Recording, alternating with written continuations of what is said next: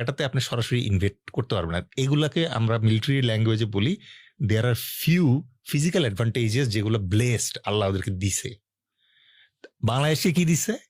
এই যে অসংখ্য নদী নালা, আপনি ট্যাঙ্ক চালাবেন কোথায়? আপনি ওই যে ইন্ডিয়ান অর্জুন নাকি যেন ট্যাঙ্ক আছে আনবেন তো বুঝলাম, চালাবেন কোথায়?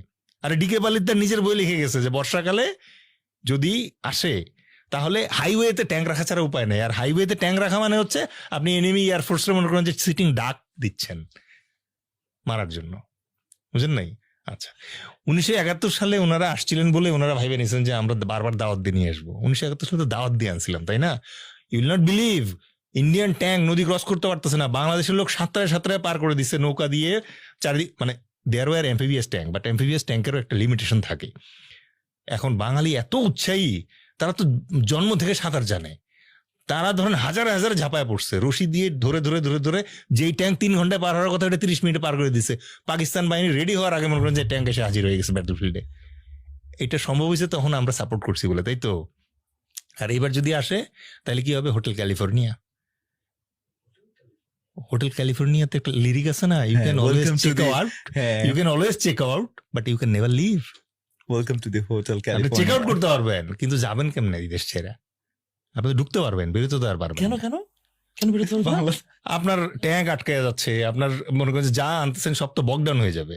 মানে আর বাইরে হইতে পারতেছেন না, আসছে আর দেখো, একমাত্র- আটকে গেছে। আপনি খালি Traffic jam যমুনার এর মতো। It's a lovely place.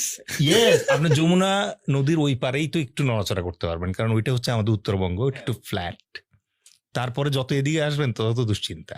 Kamrup Kamakhya কোথায়?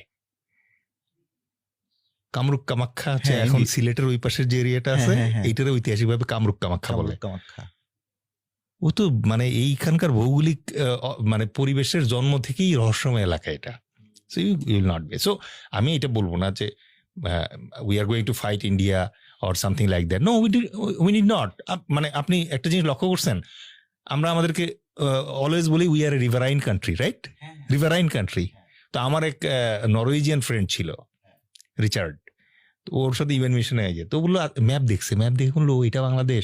আচ্ছা দেলোয়ার বলো তো দেখি, তোমরা সবসময় রিভারাইন কান্ট্রি বলো কেন? আজন্ম তো তোমরা লিটোরাল কান্ট্রিও, সমুদ্র তীরবর্তী দেশকে লিটোরাল কান্ট্রি বলে। তো বলছে তোমরা তো আজীবন এই বে অফ বেঙ্গলের কান্ট্রি, তো তোমরা নদীতে প্রাইড নিচ্ছ, সাগরে প্রাইড নাও না। তা আমি বললাম that's why you are Vikings. Norwegian যারা ওরা তো ভাইকিংস, তো that's why you are Vikings.